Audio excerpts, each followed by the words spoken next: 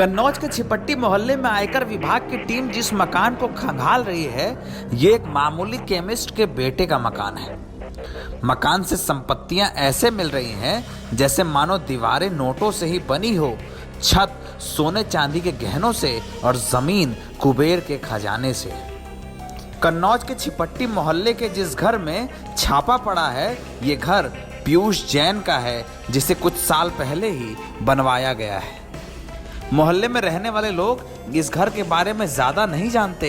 लोगों ने सिर्फ इस घर की बालकनी देखी है, लेकिन ये घर जयपुर से आए कारीगरों ने बड़ी शान से बनवाया है। 700 वर्ग गज में बना मकान अगल बगल के मकानों को खरीद कर बनाया गया है। मोटी मोटी दीवारें, महंगे एयर कंडीशनर, स्टील की बालकनी और दरवाजे, ये मकान किसी किले से कम नहीं है।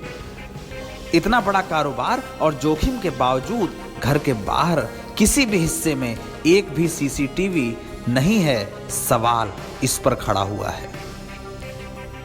कानपुर और कन्नौज से पीयूष जैन के घर पर अब तक करीब 270 करोड़ रुपए कैश और 100 करोड़ रुपए के गहने बरामद हुए हैं। अगर आप ये कीमत जोड़ दें तो पीयूष के पास मिला कुल पैसा वाराणसी के काशी विश्वनाथ कॉरिडोर को बनाने में लगे बजट से भी ज्यादा है।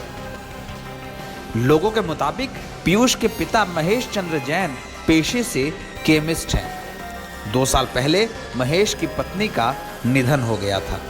महेश से ही उनके बेटे पीयूष और अम्बरीश ने इत्र और खाने पीने की चीजों में मिलाए जाने वाले एसेंस को बनाना सीखा था। जानकार बताते हैं कि पीयूष के परिवार की माली हालत पिछले 15 सालों में पूरी तरह से बदल गई थी। इससे पहले परिवार के पास जैन स्ट्रीट के मौजूदा मकान का एक छोटा सा हिस्सा ही था, लेकिन आर्थिक हालात बदले तो घर के अगल बगल के 2 मकानों को खरीद कर एक कर दिया गया। इस मकान में मुख्य तौर पर महेश चंद्र जैन और उनका स्टाफ रहता है। पीयूष और अम्बरीश इस मकान में अक्सर आते जाते रहते हैं। भले ही बाहरी लोग पीयूष और उनके परिवार की हैसियत का अंदाजा ना लगा पाएं, लेकिन कन्नौज के इत्र व्यापार में उनका नाम बहुत सम्मान से लिया जाता है।